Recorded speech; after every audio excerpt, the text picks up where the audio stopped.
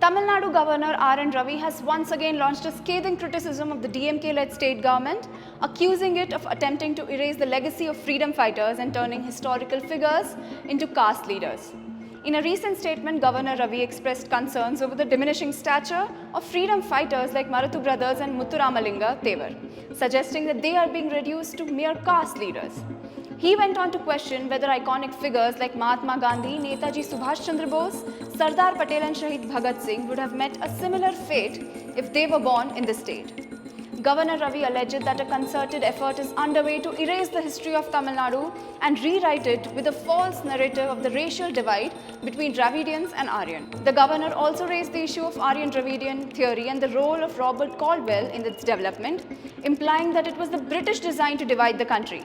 He mentioned that certain individuals collaborated with Caldwell during the freedom movement. I wonder if Mahatma Gandhi, Netaji Subhash Chandra Bose, Sardar Patel, Shahid Bhagat Singh, if they were born here in Tamil Nadu, they too would have been reduced as caste leaders.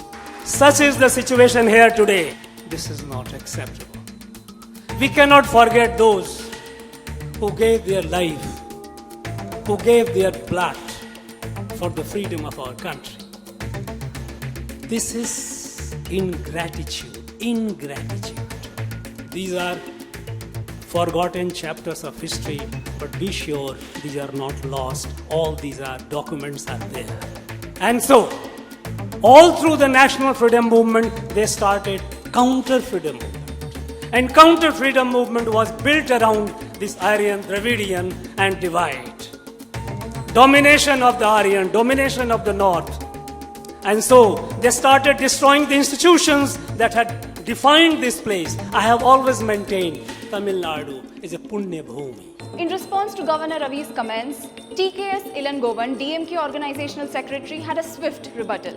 He criticized the governor's statement, suggesting that he is out of touch with the reality of Tamil Nadu.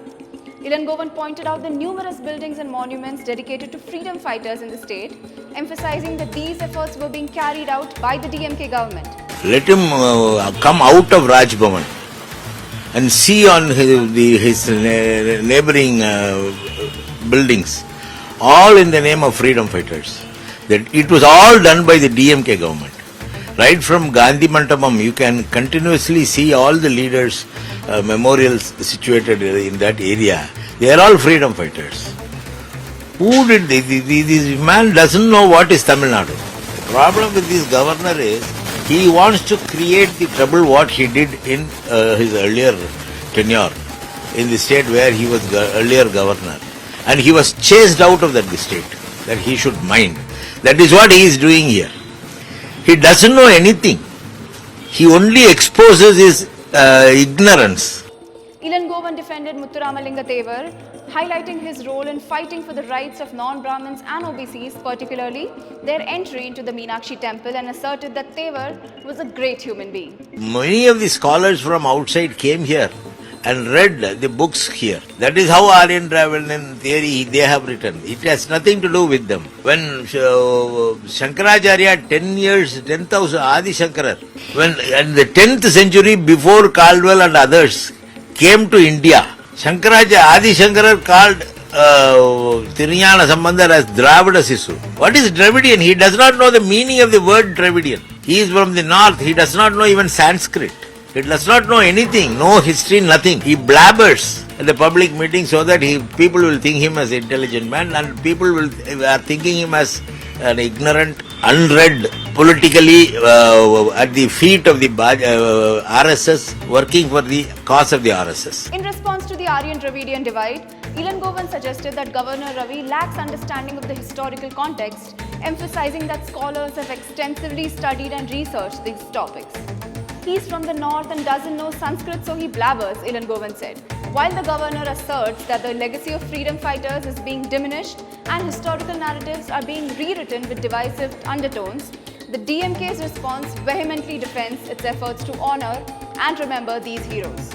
In a sense, the DMK attributes many of the issues raised by Governor Ravi to his lack of historical and regional knowledge and language. Them pointing out Governor Ravi's North Indian origin and suggesting that he lacks knowledge of Tamil Nadu's cultural intricacies brings in the north-south cultural divide. I'm Deepthi Rao and you are watching India Today SoSouth.